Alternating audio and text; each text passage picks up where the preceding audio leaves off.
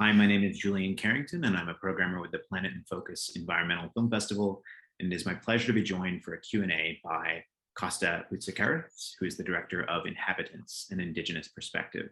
Costa, thank you for making time to speak with us. It's great to be here. Thank you, Julian. It's a pleasure to have you.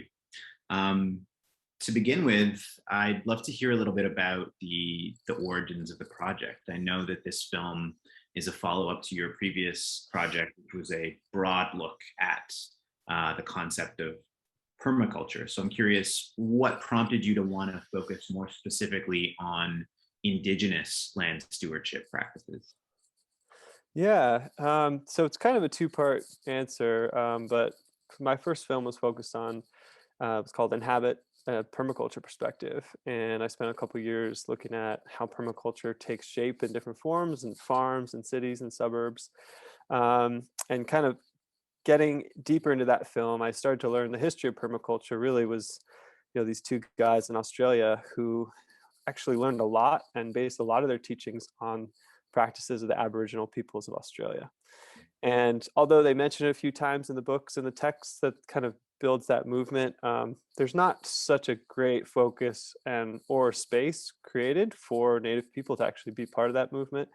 That movement has evolved today into things like regenerative agriculture and these other terms that, they are really indigenous ideas from all around the world. So I had been wanting to kind of help uplift more of those voices and those stories. And then about 4 years ago, my partner, Anna Palmer, who's a co-director on the film, was working in the academia space doing resilience planning with tribes in the Southwest. And she had met a lot of people in the conference circuit who were presenting about their work. And she kind of continued to hear this kind of this feedback that there was not enough media about all of these stewardship practices that were not only adapting to climate change, but mitigating climate change, increasing just general resilience in the face of, all kinds of global weirding, not just warming. So Anna had met a great group of people through her work, tribal leaders, and she brought me into conversation with them. And we started to figure out a way to how do we make a collaborative documentary that can help, give them a platform to tell their stories. And how do we do it in a way where they feel like excited and empowered to do it? So it was a really learning curve for us about how to be helpful in their space and how to create a process where they get to see cuts of the film and give us feedback and really work together, which is something that is not very common in the documentary space. You tend to not work with your subjects on the cut. So this is kind of a different project, as outsiders in their community, we really wanted to work together. And so it took a bit longer than a typical documentary might take in the editing process, but it was really worth it for us because, we're just really just students to all these great folks we got to spend time with. So just really kind of an experiment in how to work collaboratively. That's really cool. And actually, your answer there anticipates a couple of my next questions. I was curious, how you identified the communities and the characters that you wanted to feature. So it sounds like some of Anna's work fed into that process. But you open the film with Michael Johnson, who is really, I think, emblematic of a theme that runs through the film. In that, he has pursued a PhD partly in order to reconcile the Hopi farming practices that have persisted for thousands of years with Western scientific traditions that are prevalent in academia. So it sounds like Anna played a role, but I'm curious more broadly how you discovered the folks like Michael that you feature in the film and the other great characters, and how you settled on the communities that you wanted to depict. Yeah, totally. And it was a long process and mostly through, again, these kind of academic conferences. Anna met a range of people that were really presenting their material in spaces like the National Adaptation Forum, for instance, where you have like people from federal agencies and NGOs and kind of different worlds coming together to hear about adaptation practices and science. And so she was kind of meeting people in those worlds who were really presenting, like, for instance, Michael Katuwa Johnson, who you spoke about, who's in the film, he's doing a lot of presenting leading up to his PhD about this dryland farming that has been a traditional practice for millennia, and how important it is to think about, drought tolerant agriculture as we move into a much drier, much hotter Midwest and Mm. everywhere. So yeah, it was kind of seeing people who were already presenting their work, and Anna had met 3 or 4 people who are in the film, such as Kalani Souza, who's a Hawaiian practitioner, really focuses on resilience in the coastal communities Mhm. and traditional Hawaiian practices that can really deal with things like tsunamis or megastorms, and can create kind of food security in those situations. So yeah, a lot of our focus was on people who were already putting themselves out there, people who wanted to share information, and who were already presenting in a way. So I mean, it's definitely, there's a really great piece of advice we got from someone. I can't remember their name, but basically it was a good question to ask as someone from outside of a community, is to say, can I help, if at all? Mm. And it's, maybe filming someone's story is not the most helpful thing for them. Mhm. So, there was a few times, a few leads people had suggested where people didn't really want to be filmed. So we were definitely focused on folks who were already putting themselves out there and really trying to get their story heard. And then in terms of the broader communities that these folks come from, it seems like there was really an intention to want to showcase communities that were thriving in different types of environments. You mentioned Totally.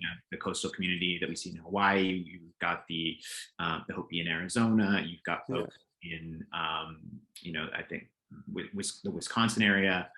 So how did you again sort of choose that variety of different types of spaces that you could show how these practices had been sort of developed in these environments?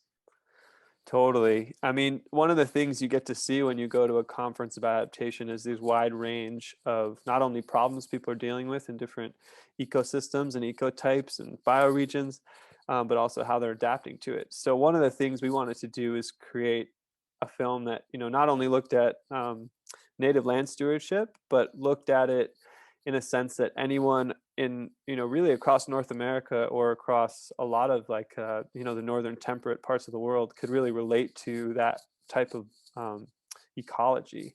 Mm. So we covered these 5 main bioregions, starting in the East Coast with the Menominee tribe, with sustainable forestry practices, and then in the Midwest in the plains, with the Blackfeet tribe reviving buffalo herds, and then in the desert region with the Michael Katuwa Johnson, the Hopi tribe, and dryland farming, and then into the drier forests and the high and dry fire ecology forests of California with the Kurdic tribe, and then out into the coastal communities with the Hawaii tribe, the Hawaii communities. So yeah, we wanted to make sure that anyone in kind of in this on this North American continent could see the film and relate to at least one of the stories in the film. Kind of relate to that landscape. So we wanted it to be accessible in that way. Yeah, I think that was really successful. It's not a long film; it's actually a pretty brief runtime, but it really incorporates a great deal of variety in that way. So I think that was a really successful approach. The other question that you sort of anticipated in your first answer is about um, that process of working with indigenous communities as a non-indigenous filmmaker. And you alluded to that being an evolving, I think, conversation in the documentary community. I think there is increasingly an awareness and a desire to work with indigenous communities in equitable and non-extractive ways. So I know that on this film you worked with an indigenous producer, and you also worked with a tribal advisory council, and you sort of talked about sharing cuts and so on. I'm just curious if you can expand on that a little bit and talk about how those collaborations shaped your approach to making the film as a non-indigenous person. Totally. Yeah, and so that was really a process of designing the beginning, from the beginning. How do we go about this in a way that, we met a bunch of people that really wanted to get their story out there. But how do we kind of help represent their community in a way that the community felt like was helpful, essentially. So the advisory council was set up by a representative from each of the stories we were filming with. Essentially, mostly the main characters that you see in the segments were the people on the council. And basically, we would ask them, what's the best way for this segment to be told? Who should we talk to? Are there any archival photographs you would like us to see? What kind of music would you feel like is best represents? Things like that. Who should we talk to, and what questions should we ask them? And then looking at cuts and showing people what we're doing, and get really kind of these feedback sessions. And it proved to be really valuable in a lot of ways. At one point we had opening the film with this like 1940s US government film that was like talking about Native people in a very like minimizing way, and it was like almost racist, and it was almost, and we thought it was like ironic, and we had our own idea that it maybe helped talk about this history a little bit. And we got a bunch of feedback that was like, it's really not helpful, especially for youth seeing that. It's actually confusing, and it really can take away for a lot of people. So there was things like that where from our perspective we might have one conception about how to help their story, but on their end. And especially the film is really, one of the goals is to help inspire youth, and especially Native youth. There's a really great line that we heard at a conference that was, "You can't be what you can't see." Mm-hmm. And helping create more visual representation of people who are have less power in the media, or less representation in the media, is something I think we could be helpful in. Mm-hmm. So that was definitely a focus. And I'll give you one other example too. Some tribal communities don't have a lot of experience with intellectual property rights, with filming and recording, but some communities really do, and have, for instance, the Kartik tribe has been gotten a whole bunch of media and attention from, not only news outlets, but like New York Times and a whole bunch of people and places, because they are doing a lot. They're bringing back prescribed burning, along with Yurok tribe, kind of like leading the way in California.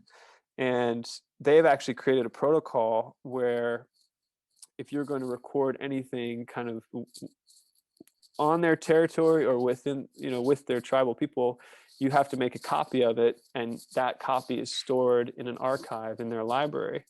So essentially you're helping them build an archive of interviews of their people, and in exchange they're helping you to kind of like give their story to the world. So Right. they have a really interesting model for like, how can we work together so you can help tell a story, and we can also help build our own story internally.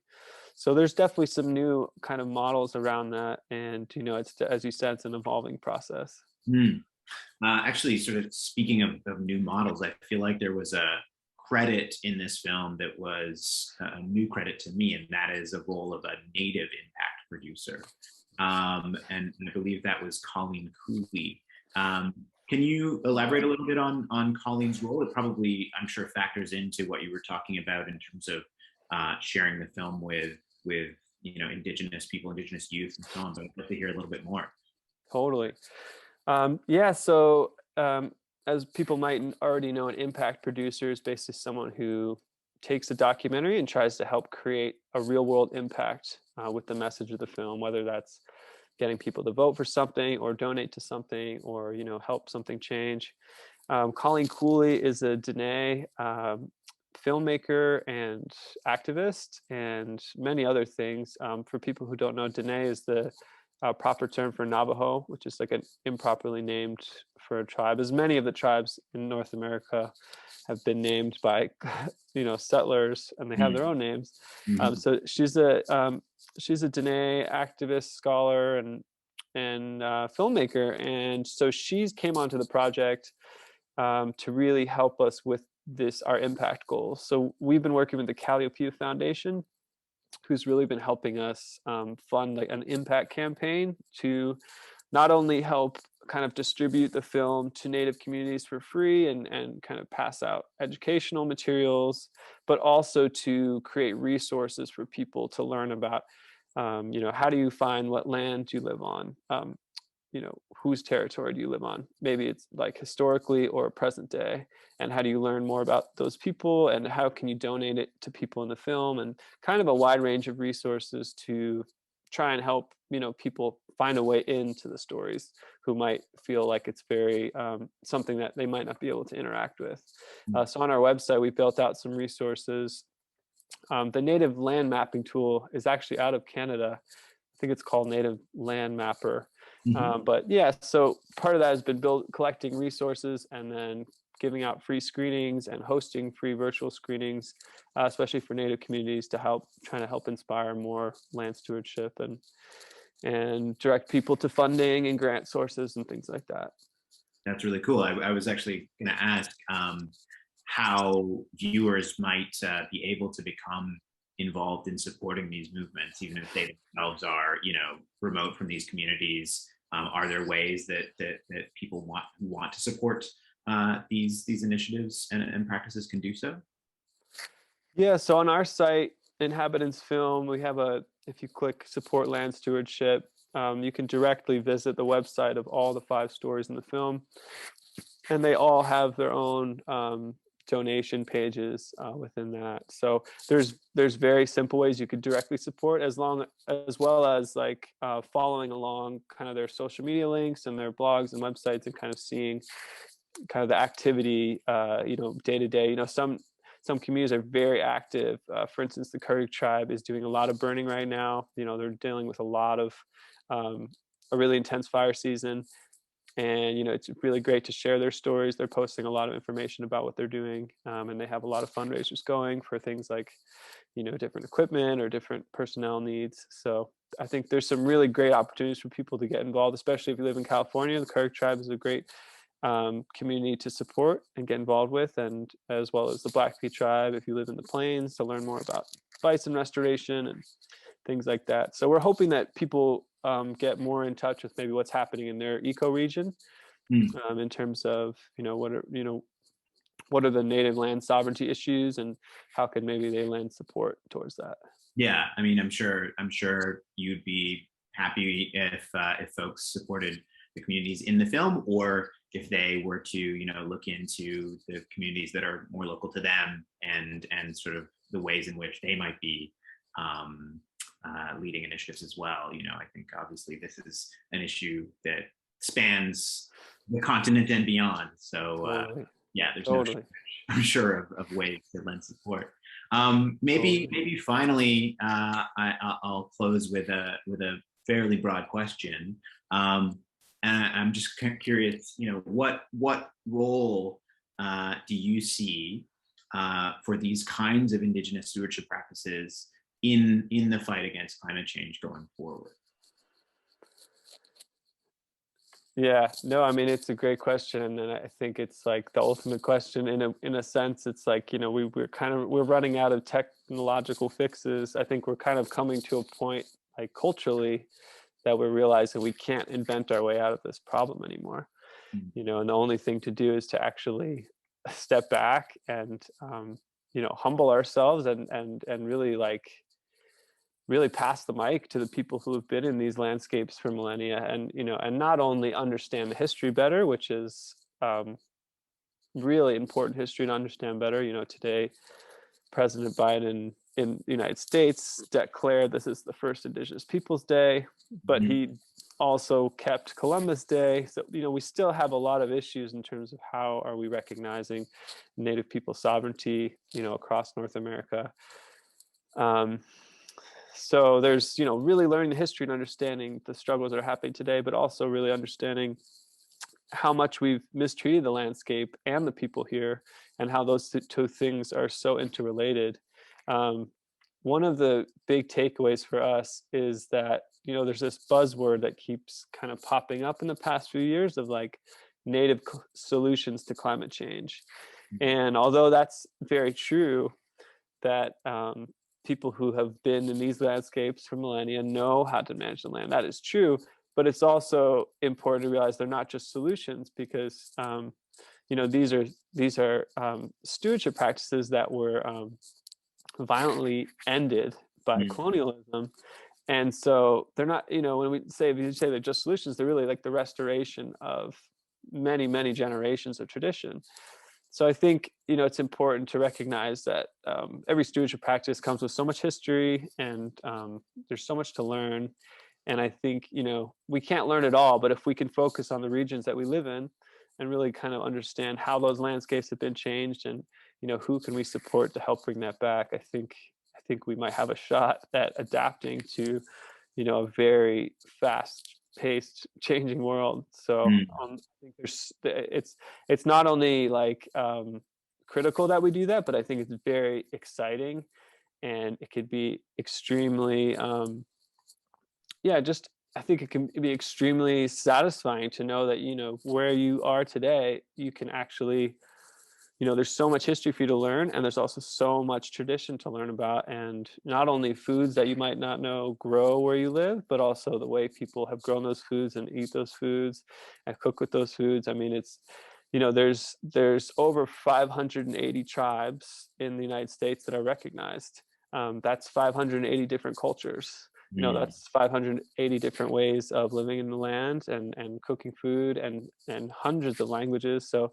I think it's just a very important and exciting time for people to really reconnect and try and support, indigenous voices and community. And yeah, it's the climate. The climate is not going to stop changing, but I think if the more we can work together, the better chance we have. There's a great quote here as well, as if we're going to get it together, we need to get together. Mm. Well, amen to that. I think that's a great note on which to leave it. So Costa, I'll just say thanks again for being here, and thank you also for making the effort to uplift these voices and these practices, and to share them with us. Well, thank you, Julian. And just again, I'm just one person, but there's a whole bunch of people involved in this project. And if people want to check out our website, they can see the cast and the crew and kind of all these different people who came together to make this happen. So thank you guys so much for screening the film and checking it out. It's a pleasure, and thanks for the folks that have tuned in. We hope you are able to see more great stuff at Planet in Focus this year.